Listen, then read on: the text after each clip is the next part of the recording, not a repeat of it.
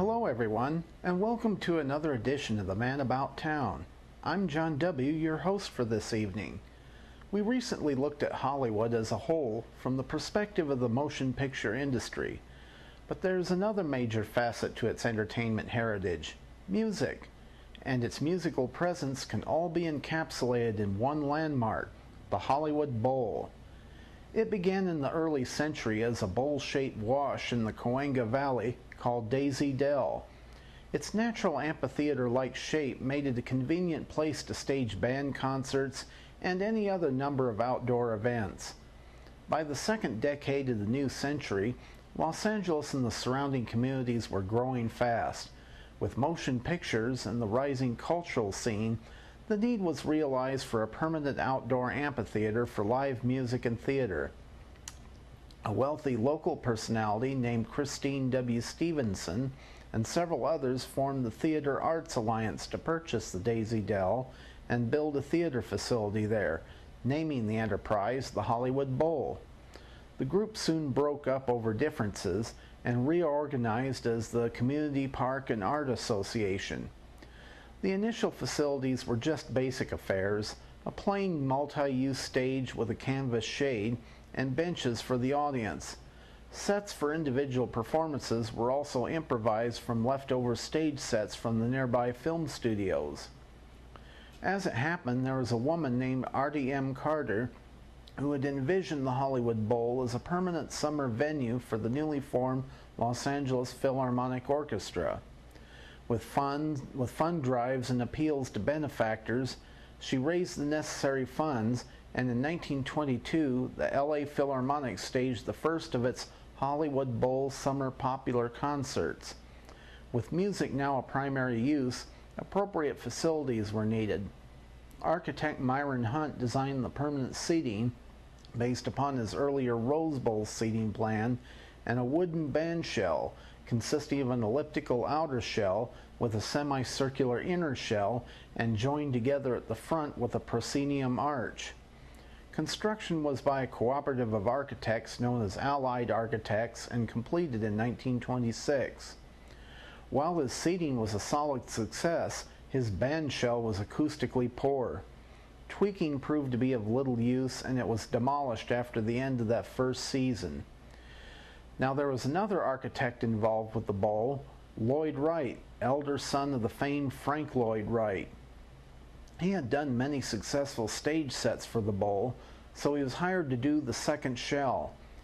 He designed a unique truncated tetrahedral shell, evocative of the Aztec and Mayan pyramids. It was vastly superior acoustically, with its faceted structure carefully angled to effectively deliver a clear and balanced sound to the audience. It was built using leftover wood from the Robin Hood movie set, but it was too far ahead of fashion and was demolished at the end of that season. He was hired again to do the third shell, but the fashion police of the day insisted that it be round like the first one. Wright designed a series of graduated, broad elliptical arches with adjustable panels that could be individually repositioned to tune the shell for a particular performance. He also built it as a modular design, so it could be easily dismantled and stored between seasons. But it was not. For political or economic reasons still unclear, it was left up at the end of that season and ruined by the winter weather.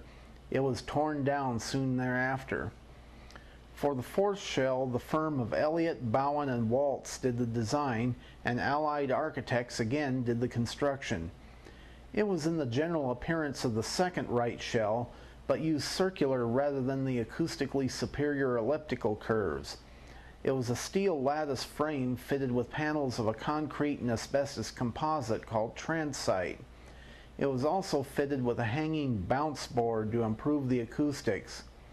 The shell was also built on track rails so it could be moved back from the stage to allow for easy building and dismantling of stage sets. Its acoustics were rather mediocre, but considered fair enough for the day, so it stayed on as their permanent band shell.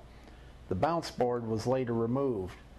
But as the years and decades passed, so did the acoustic landscape. Building, terraforming, and the new Hollywood freeway introduced increased noise to the surrounding area. In addition, there was a then unrecognized problem with the transite skin. It turned out that transite changed with age, becoming stiffer over years and decades, and introducing buzzing and rattling noises to the already growing noise pollution. Another nagging problem was that it was built too small to fully enclose a full symphonic orchestra. In 1970, Christopher Jaffe and the now famous architect Frank Gehry came up with a quick fix, a series of fluted cardboard cylinders called sonotubes. They were a measurable improvement and worked okay for several years, but by the end of the decade, further shell deterioration and noise pollution negated these gains, and a new patch was in order.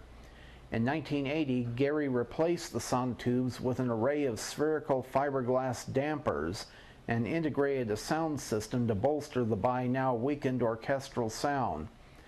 And more problems were in store. The steel frame was aging, and the now known to be toxic transite began to crumble. Cracks appeared at the rim, and chunks began to fall away. A proscenium arch was built around the rim for support and to shield against fragments from the shell's crumbling rim. Finally, the century turned, and the shell was by then a disaster.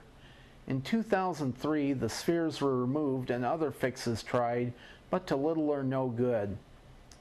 The clarion call was heard. It was time for a new shell.